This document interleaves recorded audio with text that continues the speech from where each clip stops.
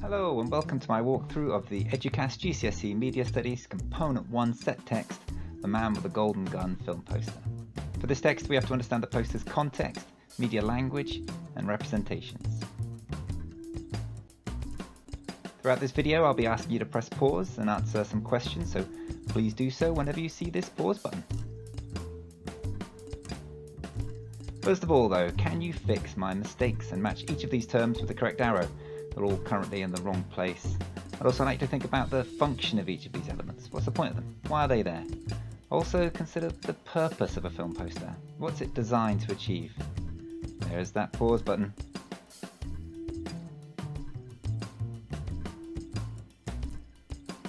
Okay, so how do you do? Of course, at the top here we have some credits. They highlight the big name stars, the actors, directors, producers, etc. to appeal to existing fan bases and give audiences an idea about what kind of film this is. So, having Dwayne Johnson, Will Ferrell or Quentin Tarantino's name here would give you a big idea about what kind of film this poster was advertising. Also, recognizable names are a signifier of quality.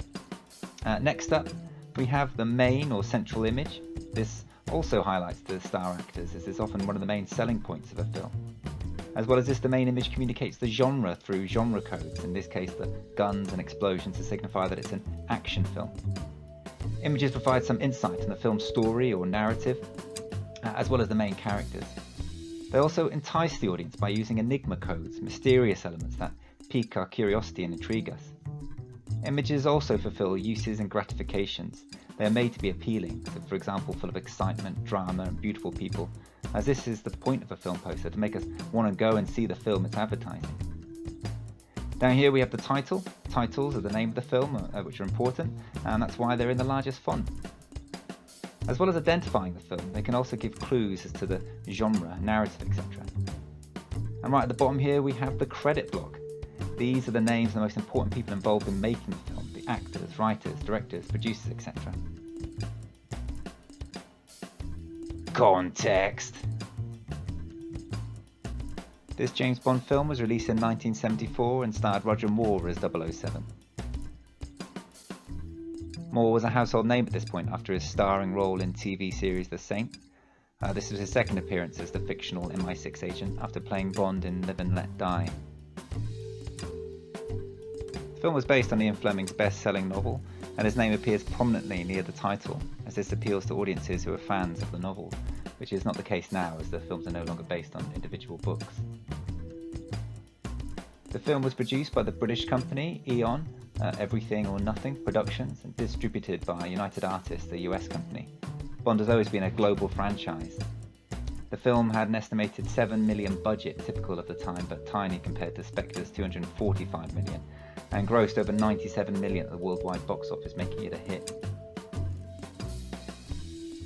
In the 1970s, the film industry was even more male-dominated than it is today. This can be seen in the credits, which apart from Britt Ekland, all refer to men. The poster was also illustrated by a man, Robert McGuinness, which may explain its sexist representation of gender. By the way, it's important to note that prior to the 1990s and development of image manipulation software such as Photoshop, illustrations were much more commonly used on film posters. At this time, Bond was already iconic. He was the nation's favourite secret agent, charming, suave, good-looking, and always caught the bad guys. We can see the use of recognisable iconography here, for instance the reuse of the same image of Bond in the posters for Live and Let Die and The Man with the Golden Gun. This is not lazy illustrating, but just gives us something the audience will instantly recognise. This representation of masculinity conformed to expectations of men at the time, that they had to be intelligent, strong, daring and heterosexual, and that conforming to such stereotypes brought respect and female adoration. The 1970s saw a move towards greater gender equality and increased women's rights, such as the UK's Equal Pay Act in 1970. However, despite the gains of feminism, this poster still reinforces patriarchal ideology. Although there are some nods to female equality with the image of a female martial artist, which I'll say more about later. James Bond films and posters have a long history of sexism, something which the more recent films have been working to address, although, in my view, not too successfully yet. Bond is often presented as a dominant male surrounded by fawning female admirers, often in a state of undress, carrying on a long history of sexism. The art critic John Berger once said that in art, men act and women appear. He's arguing that men have roles, the knight in shining armour, the hero, the artist, the merchant, whereas women are often just present for their beauty. Men are active and women are passive, and this is clearly the case with Bond. At the time, the martial arts film genre was very popular thanks to stars like Bruce Lee and Jackie Chan. As a result, there were several kung fu scenes in the film and Asian locations. This is also why martial arts feature so prominently in part of the poster's foreground. The film was set in the middle of the 1973 energy crisis when, due to political tensions with the Middle East, oil was in short supply in the UK and US, and alternative energy sources were being considered. This political context is hinted at through the poster's iconography, the power plant in the lower left corner and the energy beam directed at Bond. You know, that thing that looks like a giant syringe filled with hate. While society was progressing towards racial equality in the 1970s, racial stereotypes influenced by colonial ideology were still evident in mainstream films. The illustrations of Asian locations towards the top of the poster highlight the region's differences and exoticism through costume and setting. These images make it clear that we ain't in Kansas anymore. A little Wizard of Oz reference for you there. You're welcome. Representing Asia as being poor, backwards and different is nothing new and is a continuation of the racist and colonial ideology that permeated English culture for centuries. So let's see how much you can remember. Please answer the following questions. Feel free to rewatch this video or use your knowledge organisers to answer these. In what year was the film released? Who was its star, and why was he already famous at this point? Who is Ian Fleming, and why is his name displayed prominently on the poster? Who produced and distributed the film? The film industry was even more male-dominated in the 1970s than it is today. What evidence do we have of this on the poster? Why were illustrations used for film posters in the 1970s rather than photographs? In what ways is Bond iconic? What messages about masculinity does he communicate? How does the poster make some nods to the gains of feminism in the 1960s and 70s? Why was the martial arts genre popular at the time? How has the poster been designed to appeal to fans of this genre?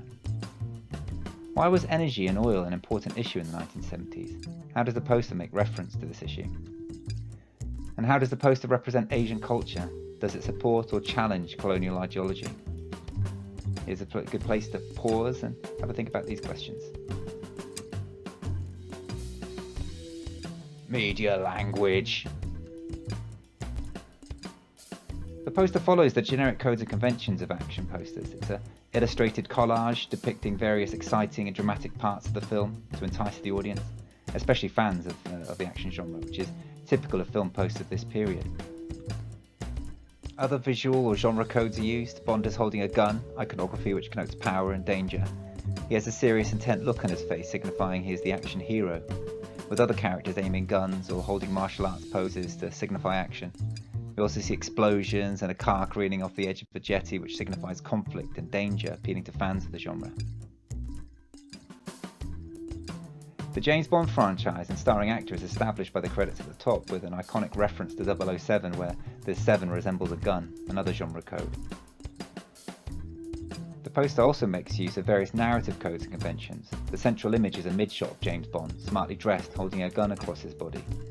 The dominance of his image suggests that he is the film's protagonist and hero, following the theory of Vladimir Prop. The man with the golden gun, who is aiming his weapon at Bond, loading it with a bullet with 007's name on it, is constructed therefore as a Propian villain who is attempting to stop the hero's quest, whatever that may be, establishing the film's conflict. The poster is full of other conflict: guns, explosions, hand-to-hand combat, car chases, reinforcing Todorov's theory that all narratives centre around resolving a disruption or disequilibrium.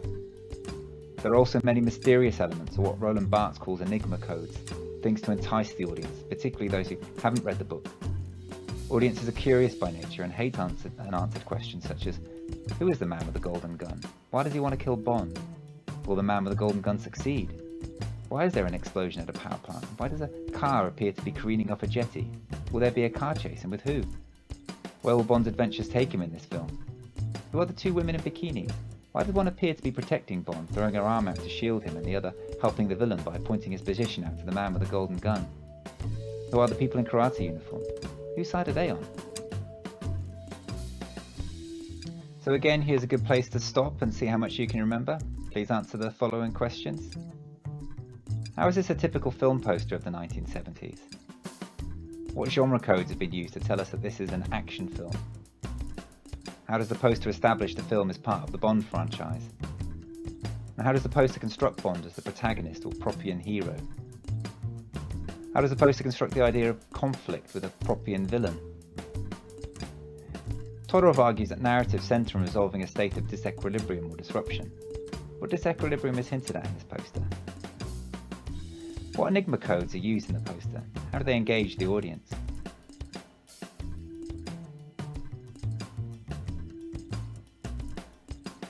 Representation.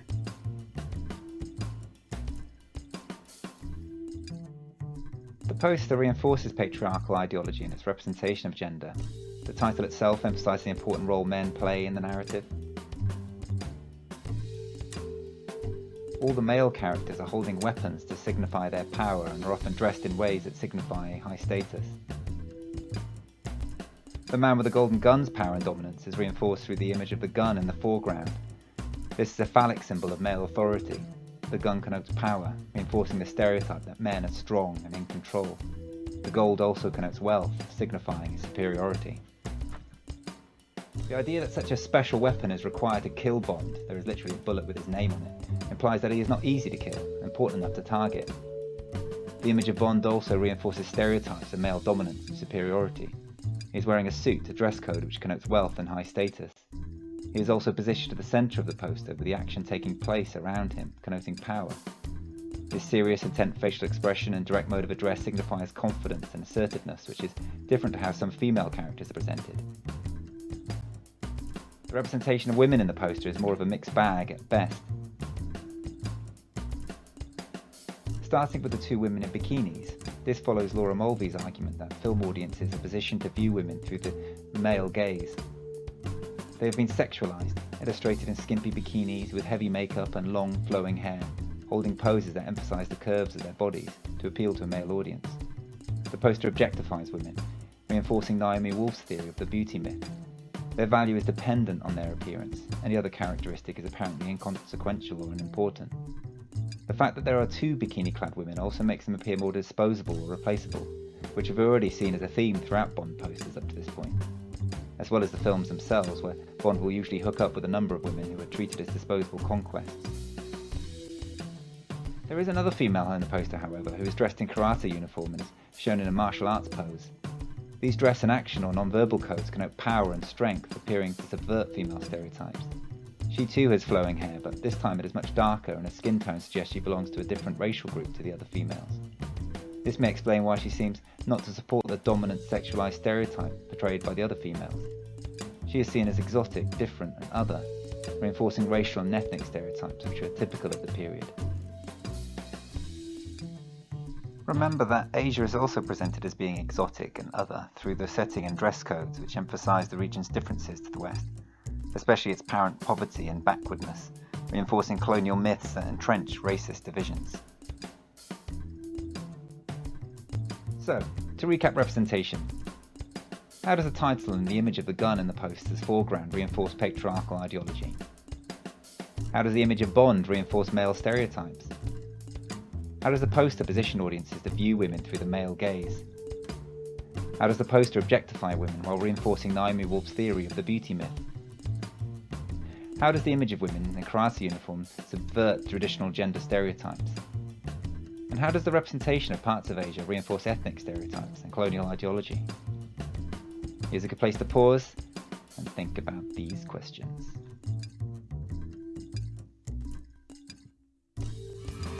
Thanks for listening. Hope you found this video useful. Please email us if you have any questions and don't forget to follow us on Twitter.